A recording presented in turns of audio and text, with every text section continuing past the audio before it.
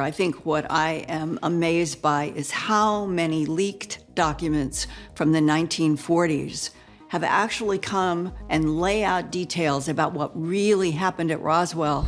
For decades, the Roswell crash has been wrapped in mystery. Whispers of wreckage, shadows of figures, and a silence louder than truth. But now, an old photograph has surfaced, sealed away for decades, carrying details no one expected. At first glance, it seems like just another relic from the past. Yet, when experts leaned closer, the image revealed something that stopped them cold. Not an artifact, not a story. A hidden presence staring back. What did they see? And why was it never meant for us? The photo that shouldn't exist. It began with a box no one remembered owning. Old masking tape, a handwritten label that read Summer 47, and a smell of dry paper that followed Claire Ames as she carried it out of her late grandfather's garage. Inside, ration books, a train stub to Alamogordo, a Roswell daily record folded to the July 8th headline, and a manila envelope sealed with brittle red wax. Claire almost set it aside. Then she noticed the return line, RAAF PIO, Roswell Army Airfield. Her grandfather had always waved off questions about 1947. "I stocked shelves," he'd say, "nothing worth telling." The envelope suggested otherwise. She slit the wax with a butter knife.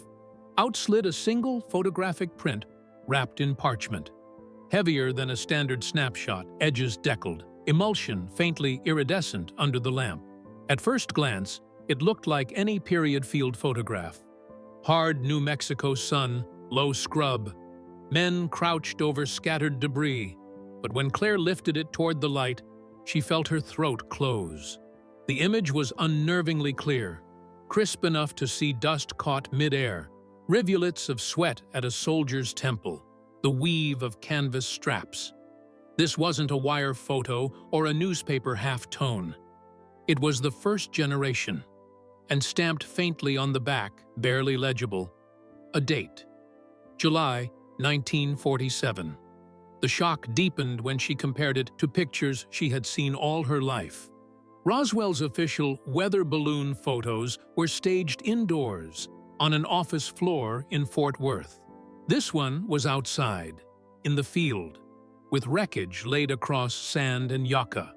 She could make out strips of thin, metallic-looking material splayed like petals, lattice-like sticks that didn't look like balsa, a curled fragment reflecting the sun in a way no paper should.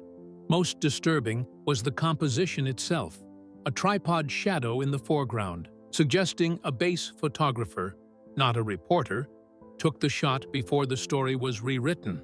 Claire did what her grandfather never did. She called a historian.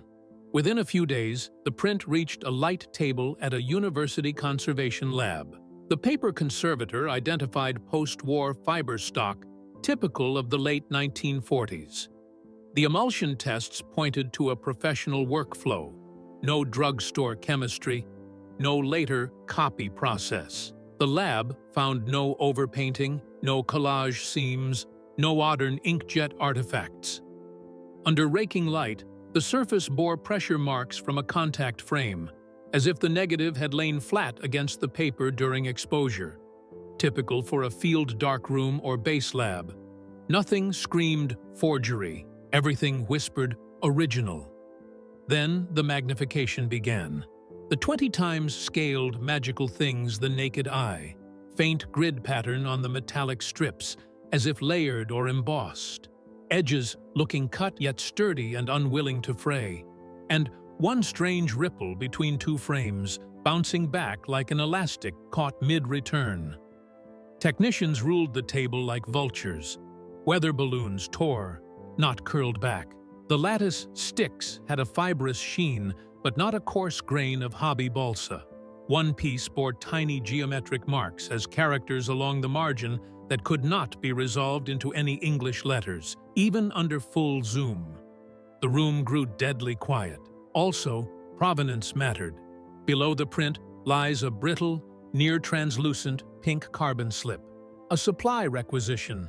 RAAF Photo Sec. 4x5 plates, fix, hypo, trays. No name. Just a date stamp, 3 days post the first press release.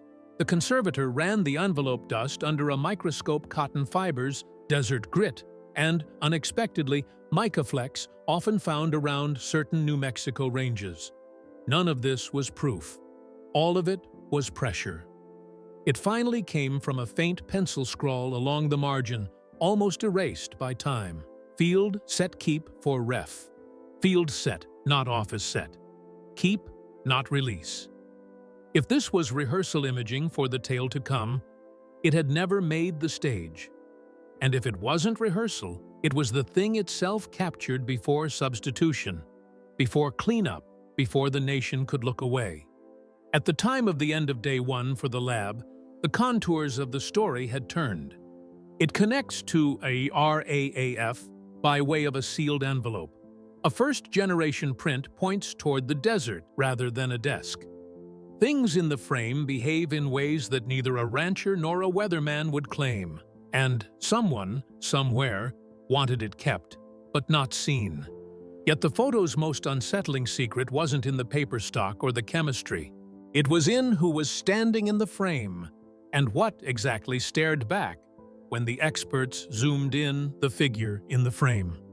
When the analysts finally pulled their eyes away from the metallic fragments scattered across the sand, they noticed something else. Something that made the photo no longer just an artifact of debris, but of presence. Near the center of the image, partly framed between two kneeling men, stood a figure. At first, it seemed like another airman, caught mid-task, but magnification told another story. Unlike the others, this figure wore no visible insignia. The two crouched men bore patches on their shoulders, stripes faintly visible, clear enough to be matched with known Roswell-era uniforms. The standing figure, by contrast, had a plain, dark tunic with no rank, no stitching, no unit ID. His boots looked off, too, shorter, with no laces, a kind of seamless finish more like molded material than leather. His hands hung awkwardly at his sides, elongated, the fingers looking unnaturally long when measured against the knee of the man closest to him. Most disturbing was the face. At a casual glance, it blurred into shadow beneath the brim of a cap. But under enhanced light, proportions emerged that defied easy classification. The head seemed too large for the shoulders, the eyes unusually wide and tilted, catching sunlight in a way that made them appear glossy. There was no clear nose ridge, only a flat plane, and the mouth, if present, was a faint line. When the lab technician zoomed in further, the room went still. "That's not a shadow trick," one whispered. "That's structure." The comparison was immediate. Dozens of Roswell witness accounts over the decades had described little bodies with oversized heads and large black eyes. Jesse Marcel, Glenn Dennis, and anonymous base medics all echoed the same. Here, in a print dated to July 1947, was a figure whose features echoed those testimonies, captured not in memory, but on emulsion. Historians felt the ground shift. For 75 years, Roswell had lived as a story. Now, a face, whatever it was, stared back. It is granted that the skeptics had their counters. Maybe it might have been an image of slightly blurred motion of some human in mid-step. Perhaps an unusual distortion of angles of light, grain, and shadow would create an eerie effect on proportion. But in the laboratory, when superimposing the outline figure upon the others in the picture, ratio-wise, things just didn't match. Shoulders were too narrow. The head-body ratio was close to 1:4 against the human average of 1:7. Even in terms of photographic distortion, nothing could erase this discrepancy. Claire Ames, granddaughter of the one who had sealed the envelope, felt an electric chill. Family gossip had told of a picture he shouldn't have kept. Now she understood. He had not feared the wreckage alone. He had feared the figure standing there, present, watching. For there, In the one frame lay not only evidence of weird wreckage, but evidence of something alive. The placement of the figure in the photograph only added to the unsettlingness of the image. He was not incidental, peeking off the side. Rather, he is framed almost deliberately between the men who make him look as if the photographer had ensured he would be visible. Was this intentional documentation? A quiet admission captured before the orders of concealment came down? Or was it simply that the figure had been impossible to avoid? The longer they stared, the harder it became to dismiss. A human face should resolve into familiarity under magnification. This one grew stranger with every pass. And when a spectral scan of the eyes revealed faint reflections, 2 points of light with no matching source in the immediate scene, the team realized they were staring at something more than just a photographic anomaly. If this photo were real, and that figure is no illusion, then the Roswell mystery has come to be not just about wreckage. It involves a witness. Something stood there next to American soldiers in a New Mexico field, and while that figure rattled everyone who saw it, the background details revealed something even more chilling: fragments of debris that refused to behave like anything from Earth. Debris that defied explanation. The figure in the frame drew every eye first, but it wasn't the only element worth pausing over. Once experts turned their attention to the ground, the photo transformed from a curiosity into a potential smoking gun. Strewn across the desert floor was wreckage. Pieces that simply didn't fit the weather balloon story the Air Force had told the world in 1947. At magnification, the fragments revealed textures and behaviors that should not have been possible for balloon foil or wooden struts.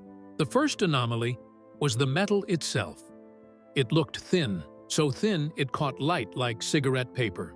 Yet along its torn edges, the material didn't fray or split the way aluminum or tin would. Instead, it seemed to curl back inwards, like it wanted to return to its original shape. One analyst circled a portion where a strip actually bent between frames, recoiling from its own crease. "That's not passive," he muttered.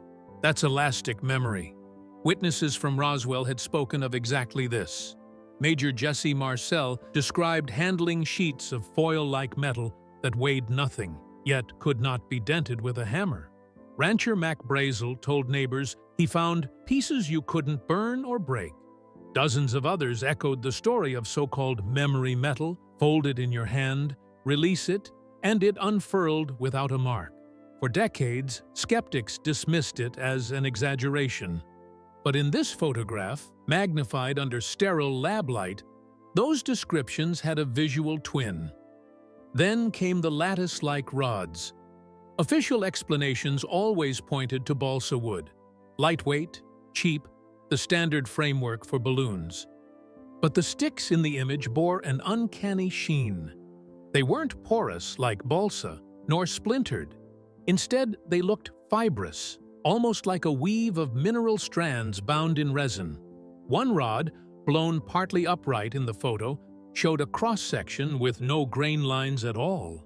The conservator shook her head. "That's not wood," she said flatly. "Whatever it is, it was engineered." The markings were the most startling part of it all. Up along one fragment, fine geometric symbols, now barely distinguishable, ran at about 40 times magnification. Not letters, not numbers. They were sharp, angular shapes repeating in a rhythm. Theoretically speaking, one looked like a chevron, and another like a nested triangle. Just too precise to be scratches, just too deliberate to be random chatter. The lab compared it to Project Mogul diagrams, which had been stenciled with English letters, not a match. They compared them to weather balloon schematics from the late 40s. Nothing. They matched other symbols that Marcel's son would later describe as hieroglyphics, shapes which were burned into his memory as a child when his father had brought home debris prior to it being confiscated by the military. By skeptics, the case remained open. Could the marks have been part of a child's toy kite, as suggested by one later Air Force report? Could the sheen on the rods have been lacquer or shellac applied to the balloon sticks? These were possible, theoretically. But with every level of magnification used by the forensic team, the arguments began to weaken. The shellac would have flaked off. These rods did not. The kite paper would have torn. This material would have sprung back. And no toy company had ever etched glyphs onto a strut intended for kids. The most disturbing thing about the debris was that it did not conform to the materials of balloons. It quite literally conformed to repeated descriptions across decades from witnesses who had never collaborated. Thin, weightless metals that held their shape, indefinitely imperishable fragments that just wouldn't seem to give in to any instrument. Symbols too alien to place. Now, in one single photograph, it lay frozen in 1947 until Claire opened the envelope. The implication was grimmer. After all, if debris as dastardly as this had been photographed, then there was someone in the chain of command who truly knew all along, and that suspicion only deepened when analysts noticed a faint scrawl along the edge of the print, handwriting that seemed to label the impossible wreckage for exactly what it was, the handwritten note. For hours, the analysts had treated the photograph like a specimen, measuring shadows, charting dimensions of debris, cross-checking the figures' ratios against military records. But late in the second day, someone noticed something that had gone overlooked, faint pencil smudges along the border of the print itself. At first glance, they looked like ordinary handling marks, the sort any archivist might expect on a 75-year-old image. Yet under magnification, the strokes formed letters, and those letters changed everything. Tilted sideways in hurried script were 4 words: Saucer Debris, RAF 1947. The lab fell silent. This wasn't a collector's caption written decades later. The graphite had sunk into the paper fibers in a way consistent with fresh marks made soon after processing. The paper conservator traced the indentations and confirmed. These words were laid down before the photo had fully hardened, meaning they were almost certainly contemporary with the image's creation. The phrasing was what shook historians most. RAAF was shorthand for Roswell Army Airfield, the very base at the heart of the 1947 incident. And saucer debris was not the sanitized language the military fed newspapers after the cover-up kicked in. It echoed the original press release, the one Colonel Blanchard approved before higher command forced a retraction. In that brief window of July 1947, the phrases flying disc and saucer were in circulation among servicemen. To see it here, scrawled on the border of a photograph showing fragments that defied explanation, was to glimpse that unfiltered moment before the story changed. Some skeptics argued the note could have been added later by an overeager family member, but handwriting analysis suggested otherwise. The graphite pressure varied like field notations often did, quick, utilitarian, without flourish.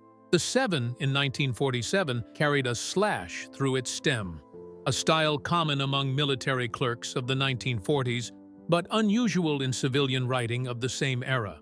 Forensic comparison to Roswell base memos from that summer showed striking similarities. Whoever wrote the words likely worked inside the chain of documentation. A label doesn't provide context. It gives life to the expression. A faint inscription was noted in one corner with the indication of a distinction for this image, perhaps as over to office reconstructions later staged for public release.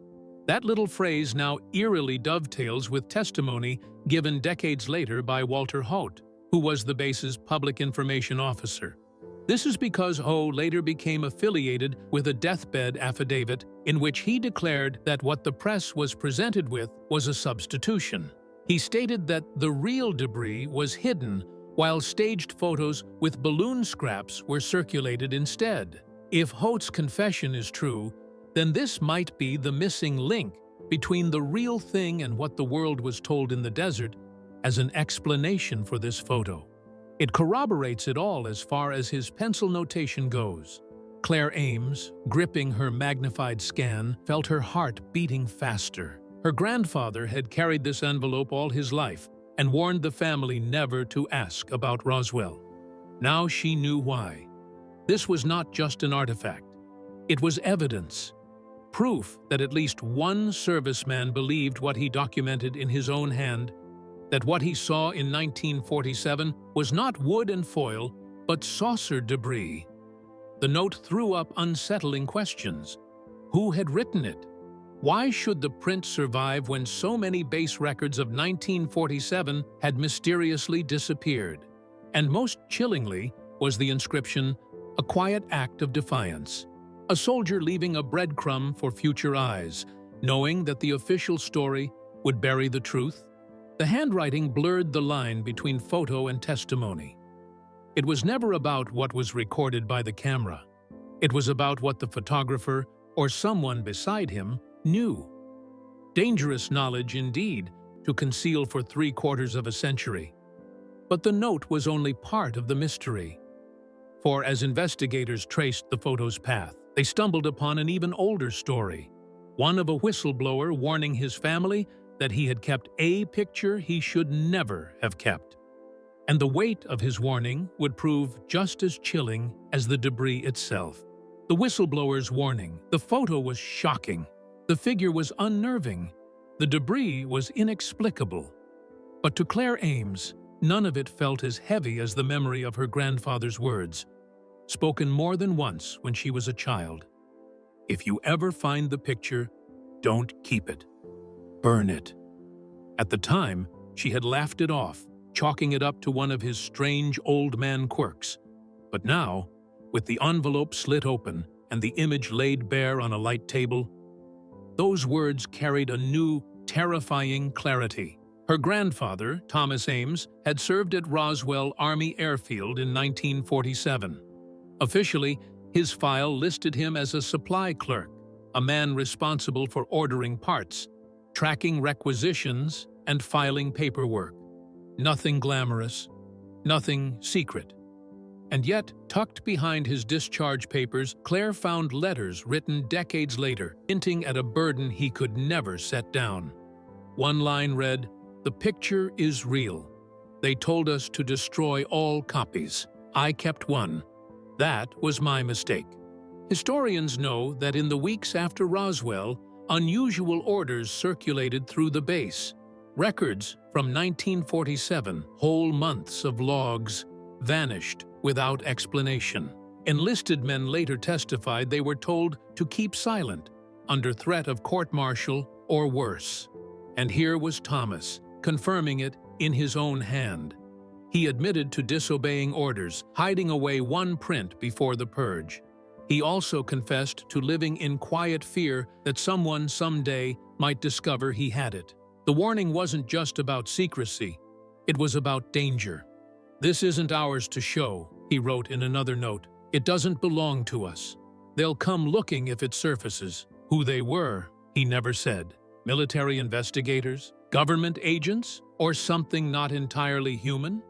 The ambiguity was deliberate, and it haunted Claire as she read. At the Historical Society, the argument went on about whether Thomas's fear was a function of age or whatever other people understood as overwhelming pressure, the same as many Roswell witnesses had described. Suddenly, rancher Mac Brazel ended up locked in a room for days under pressure to retract his story about visiting a UFO.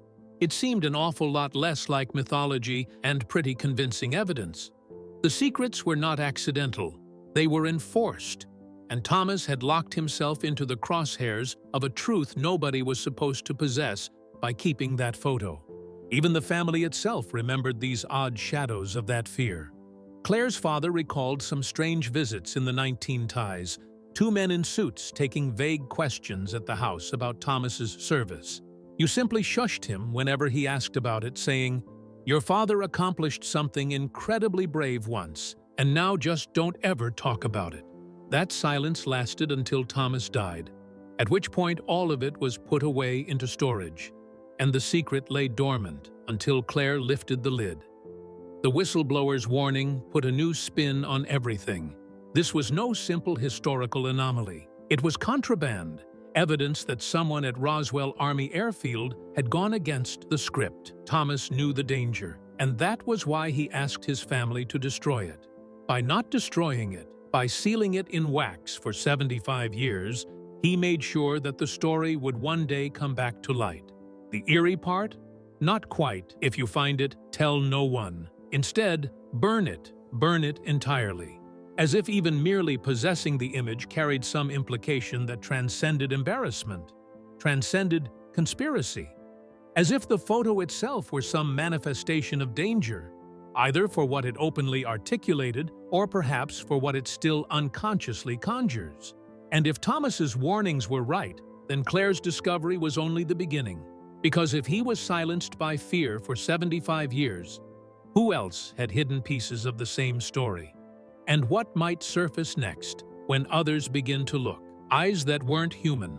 The figure's blurred face had unsettled everyone in the lab, but it was the eyes that refused to let go. In the photo, they were only faint ovals at first, dark pools beneath the brim of shadow. But when spectral scans isolated reflected light, something impossible appeared. The reflections weren't circular like a camera flash or the desert sun. They were elongated, vertical glints, as though light had bounced off a curved, glossy surface, unlike any human cornea. Under magnification, the eyes seemed too large for the head. Proportion charts put them at nearly double the ratio of a human adult, closer to what infants display. Except here, the skull was elongated, the jaw recessed, leaving the eyes as the dominant feature. Witnesses from Roswell had long spoken of big black eyes, but seeing them captured on emulsion felt different. Here was not memory, not testimony, but image. A cryptographer brought in for the debris symbols studied the reflections with equal intensity.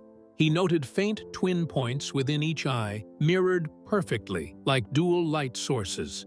Yet in the photos field, only one sun casts shadows. That means the reflection isn't from this environment, he muttered. It's internal, like a lens catching frequencies we can't see. The idea chilled the room. What if the eyes weren't just organs of sight, but instruments? What if the being had been recording, even as soldiers clustered around? The skeptics rebutted and said the proportions might be deformation with film grain, motion blur, or even double exposure. But such distortions tend to randomize, to smear darkness and softness. Then the eyes became sharper with enhancement, more symmetrical, more deliberate. And when overimposed upon the descriptions given by mortician Glenn Dennis, who swears he has been asked to provide child-sized coffins after the crash, were uncanny.